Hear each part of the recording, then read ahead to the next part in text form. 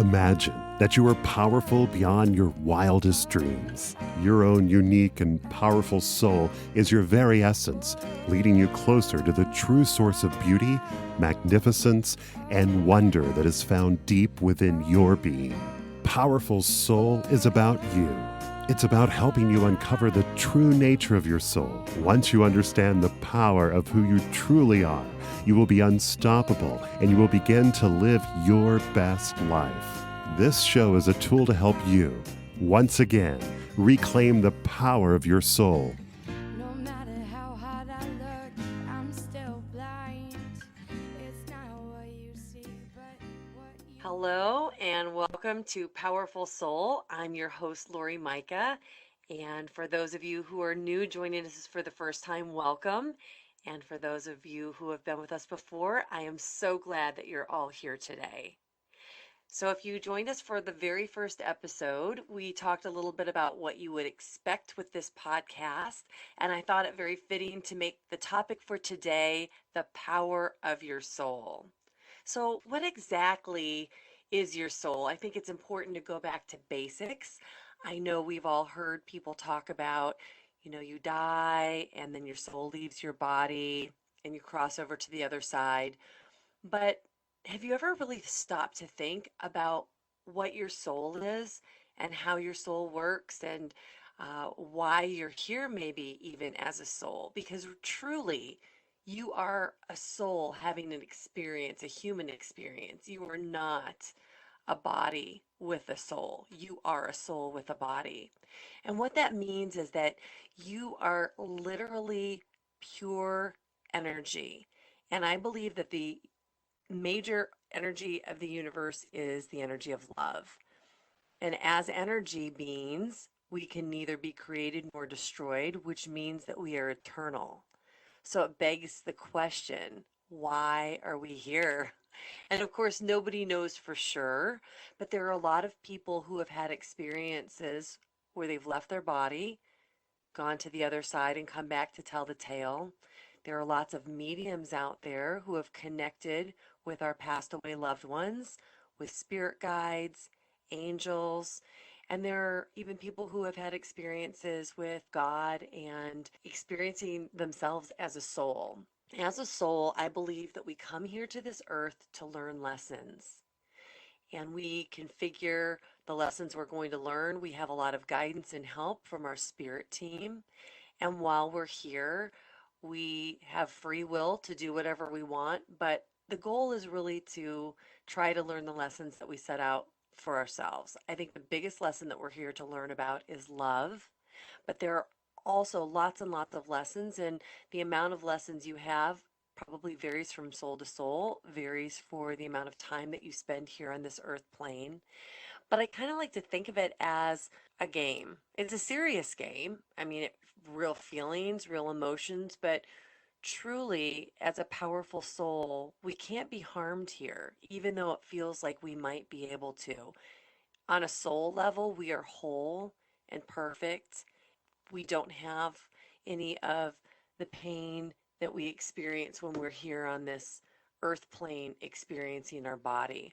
I kind of like to think of it as the matrix. And in my own soul journey that I've been on for about the last 20 years, I've read a lot, I've thought a lot about things, but I remember when that movie, The Matrix, came out and seeing it for the first time in the movie theater, and I remember how much it resonated. And at the time, I wasn't on very much of a spiritual journey. I hadn't had the experiences that I've had now. But for some reason, it really, really resonated. And it's kind of that concept that we come here and we're playing almost like a video game. If you remember, Neo in The Matrix at the end realizes the power of his soul and is able to overcome the reality around him and be the power of his soul. And that's really the purpose of this podcast. I really want to help you understand the power of your soul so that you can have the life that you've dreamed of. I have had the privilege of actually experiencing the power and the vibration of my soul. And I'll talk about that in future podcasts. But For now, I just want to say that the soul is very, very large. It's almost indescribable in human words how large and powerful we are on the other side when we're not in our human body. And in order to come and participate in our human experience, we only bring the smallest part of our soul into this body. I would actually liken it to take a look at your hand and look at your pinky finger and look at the pinky nail on your finger. That's the small part of our soul. So, out of our entire body, that's the portion, the teeny tiny portion that we bring into this body to have the human experience. That's how powerful we are. So, I have not always known the power of my soul, and I believe that we evolve and we change. And I think we become radically different people in a course of a few years or in the course of a very deep experience, like losing a loved one or having some type of an illness or even having a near death experience. And we evolve and we change and we grow. I think we become really different people about every 3 to 5 years.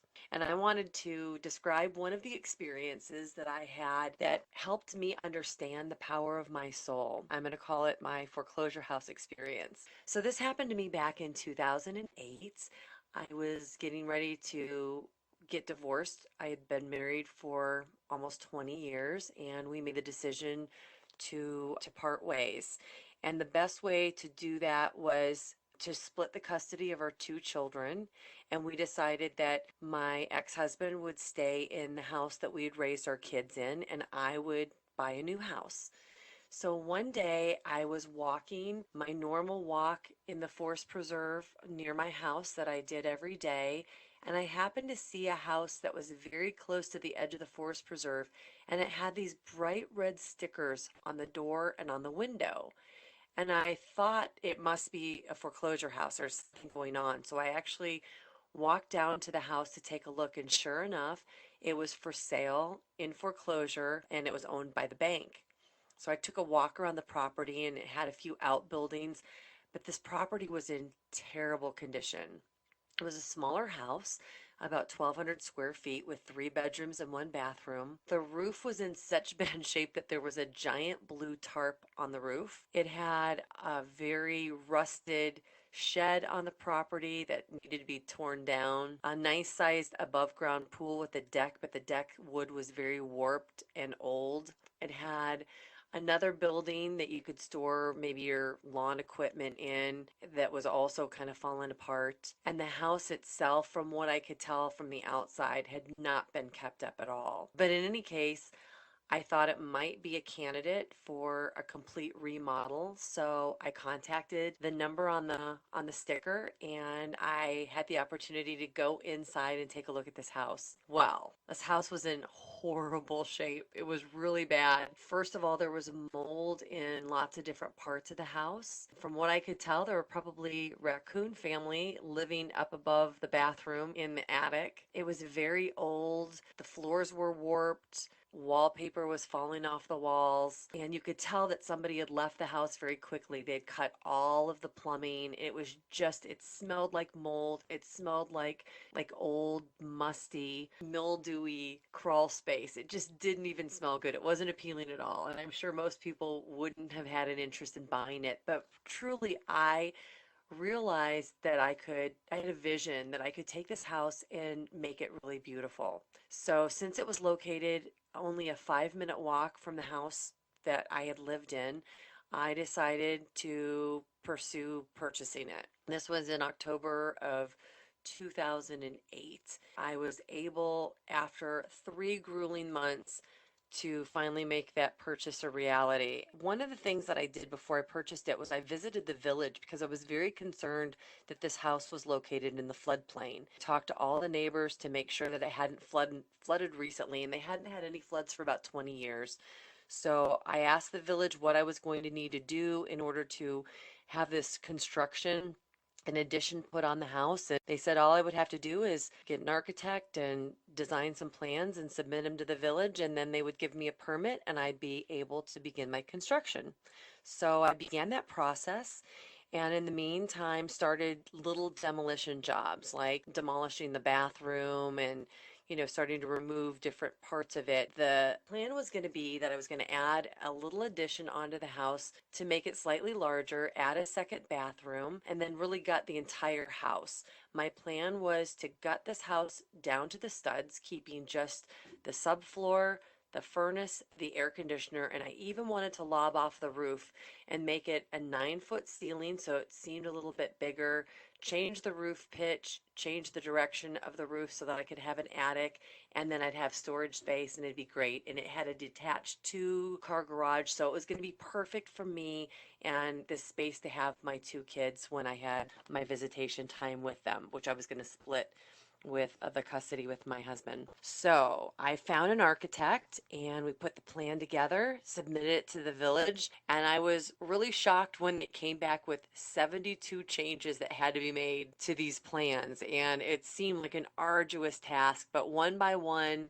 with the help of the architect, we knocked them off until only one item was left on the list, and that item was to get a survey done to determine where in the floodplain this house sat. So I contacted the people to come out and they did the survey and they handed it into the village. And instead of getting the permit like I was expecting, I was given the terrible news that my house was located in the low part of the floodplain area, which meant that I couldn't execute any of my plans. I couldn't add a single addition. Even if I were to tear down that rusted out shed, I wouldn't be able to even replace that shed. And so I had to go all the way back to the drawing board, back to square one, and start all over with my architect and try to figure out how I was going to reconfigure this house for my needs with the existing 1,200 square foot that I had to work in. So I put a new plan together. I turned the kitchen into a second bathroom.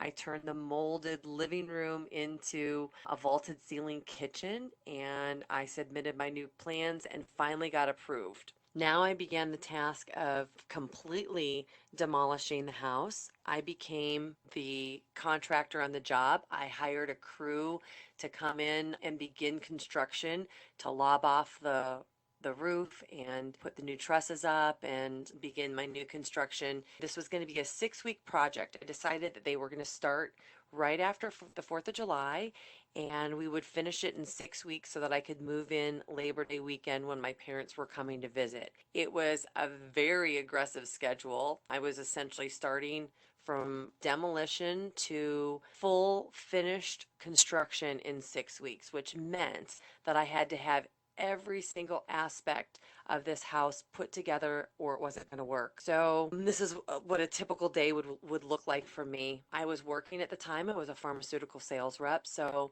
I would get up at the crack of dawn. I would go to this foreclosure house and I would do as much demolition as I could. And then I would go home and get my kids ready, send them off for school, maybe go work another hour, go back home, take a shower, go to my regular job, come home from my job at the end of the day, make dinner for the kids, and then I would go back to the house and work on it until midnight, 1, 2 o'clock in the morning.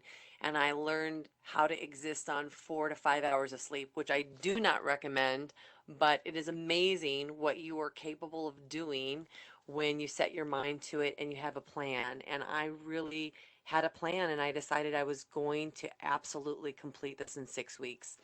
So I began lining up different contractors to do various aspects of the house. So I had to have a plumber, I had to have an electrician, I had to have a drywall crew. I got bids for the insulation, but I ran into problem after problem after problem.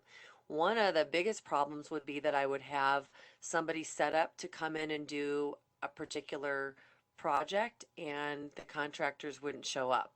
So I learned very quickly I had to have multiple bids and multiple people ready to do the job. And if one wouldn't show up, I had to be on the phone calling another crew to come in. While in extending this ceiling to a 9-foot ceiling, I created a problem for myself, which was that every few sections they had to put a full 9-foot piece of wood from floor to ceiling, making the spaces not conform to the normal insulation. So when I got the bid for somebody to insulate the house, it was like 3 times as expensive as it would have been normally if the house had had normal studs spaced the correct distance apart where, they would just get a roll of insulation and staple it in. So I decided that with my budget, I had to do this job myself. Now, I'd done a little bit of insulation before, but not very much. And to insulate an entire house from floor to ceiling in a week in order to get my drywallers in to stay on schedule was a big task.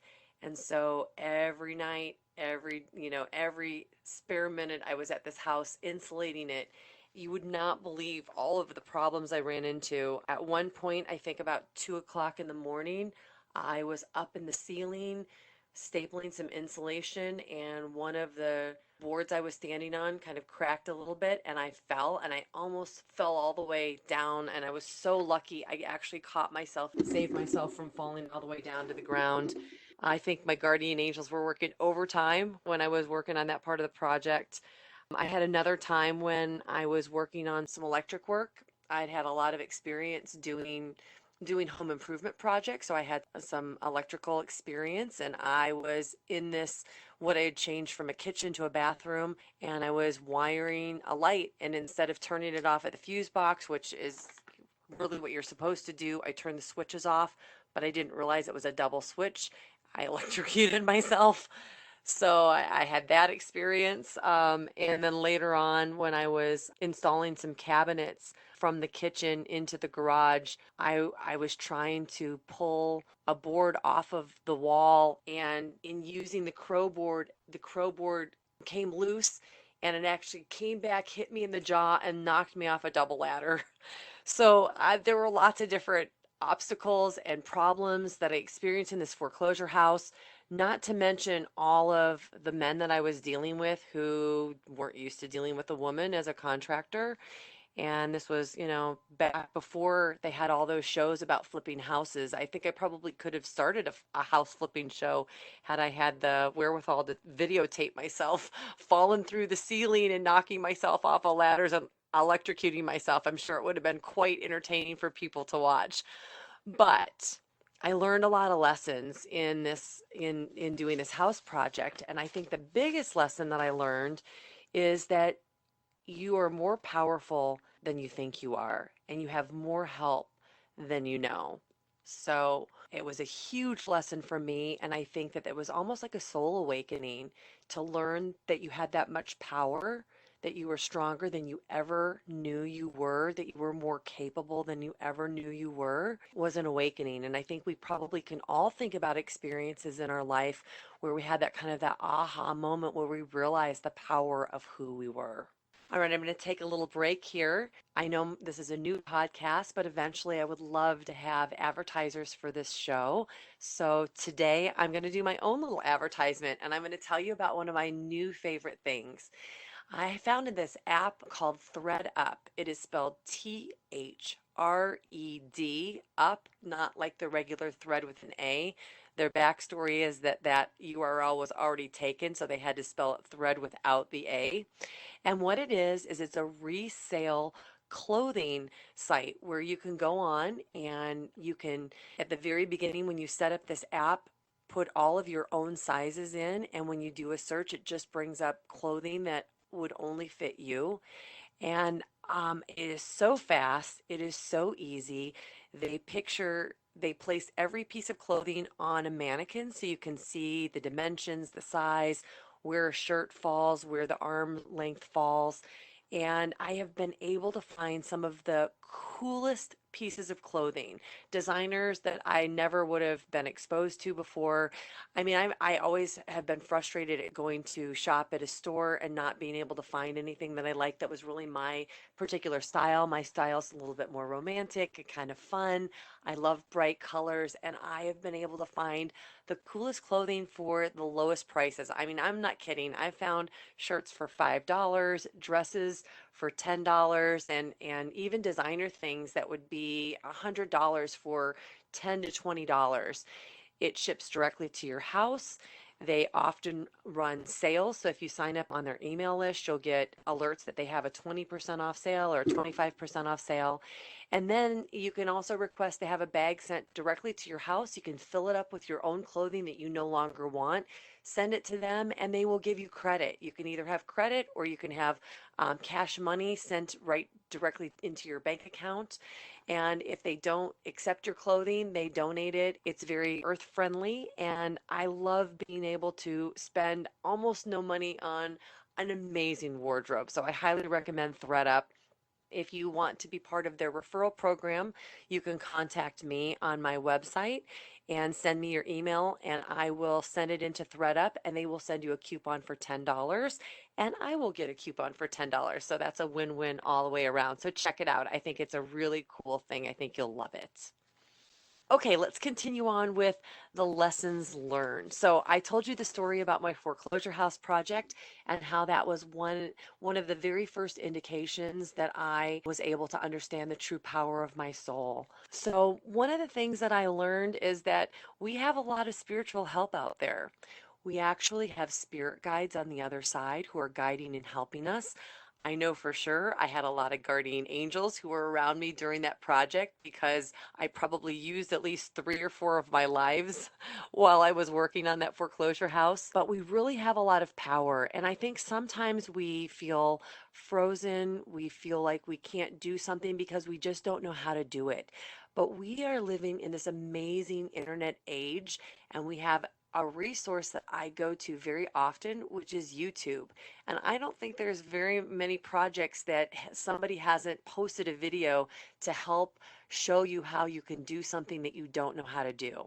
I can remember back in 2013 when I was getting ready to build my own website and I had no idea how to do it. And I didn't have the money because I was home with my kids and I wasn't working to have somebody else create it for me. And I spent about a week watching YouTube videos and I was able to build my own website. I've also been able to fix different household items that have broken, like my dryer broke, and I was able to fix that. I've been able to watch videos and make little repairs on my car. So if there's something that you don't know how to do, you have all of these resources that you can go to that will help you learn how to do something, learn a new skill. So don't let the fact that you haven't learned how to do something stop you, because people who have 5, 10, 15, 20 years of experience learning how to create, to fix, are sharing all of these ideas on the internet where you have the ability to grasp them and utilize them and learn them. You don't have the excuse anymore of letting fear stop you.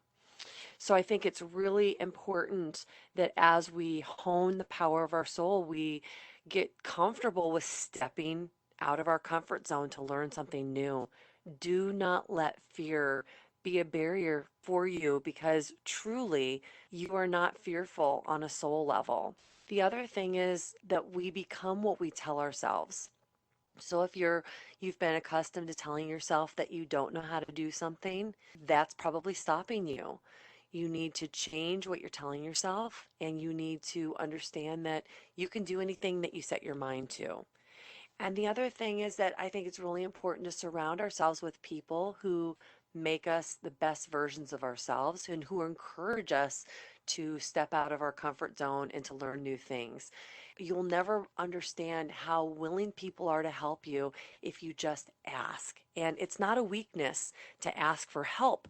Think about it. Nobody was born into this body, into this world, knowing everything that they know after being on this earth for 20, 30, 40 years. We learn skills, we spend time educating ourselves and developing things so that we can do what we want to do in this life. And there are a lot of people who can help you.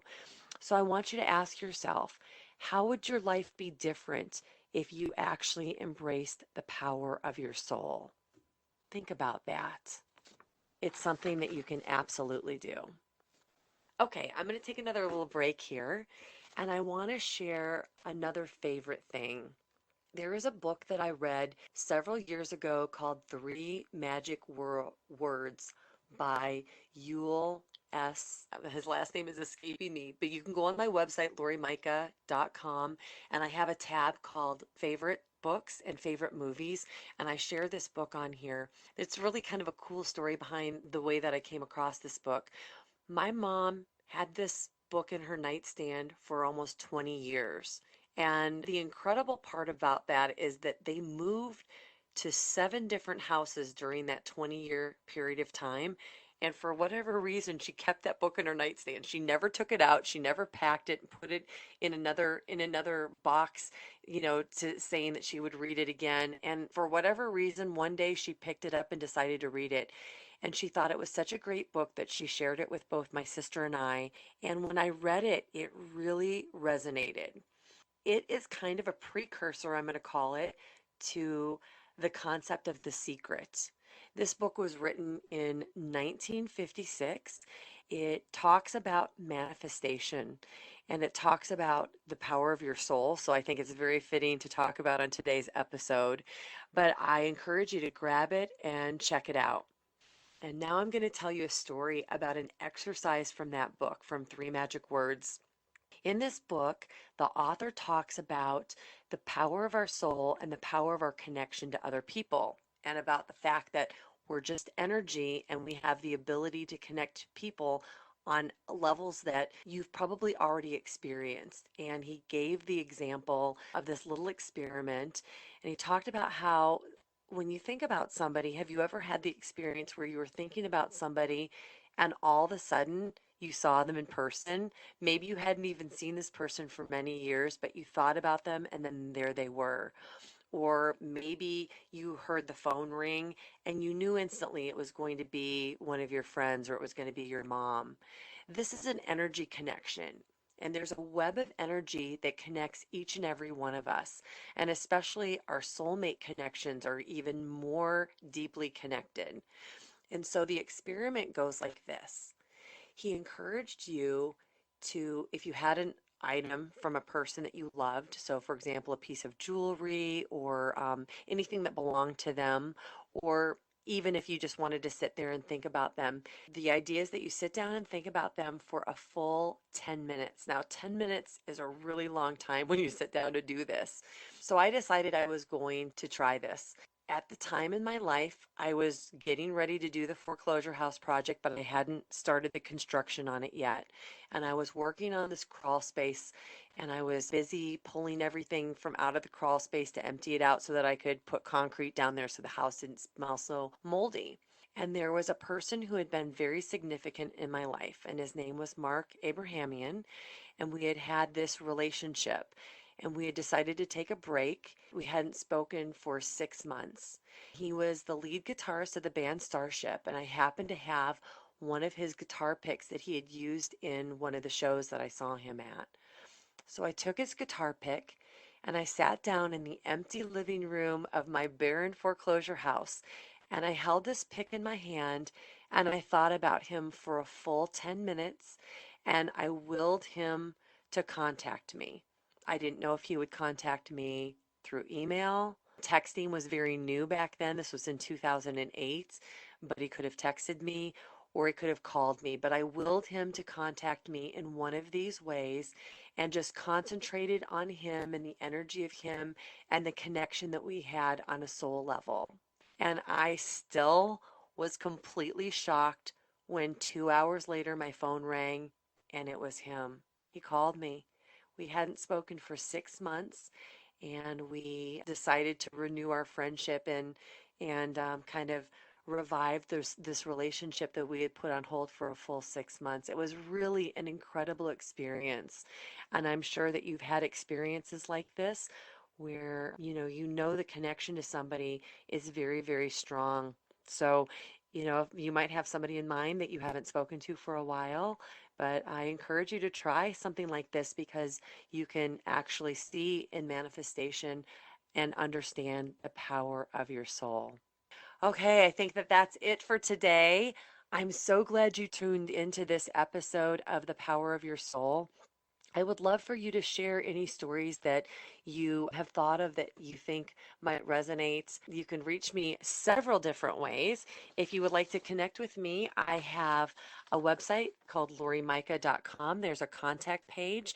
Feel free to email me and share your stories. I will definitely respond.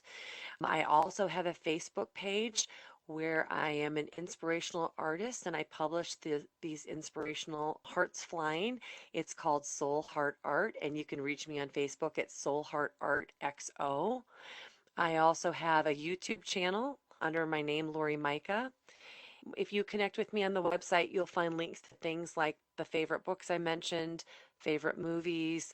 I have a video of the Superpower Challenge, and you can also connect to my book, Signs Surround You, where I talk about lots of stories connected to Mark, the man that I spoke about today, with my little experiments. So I'm so excited that you tuned in. Never forget that you are a powerful soul, and the essence of you is pure spirit. You are a soul in a body, not a body with a soul. A part of your lesson here on this earth is to remember who you truly are. You are beautiful beyond measure, and together we can change the world. Thank you, and I look forward to connecting with you again very soon. So just be you, your beautiful self. 'Cause when you love you, you don't need nobody else. Singing la-ti-da-di-da, oh la-ti-da-ti-da-di-da. Life is beautiful.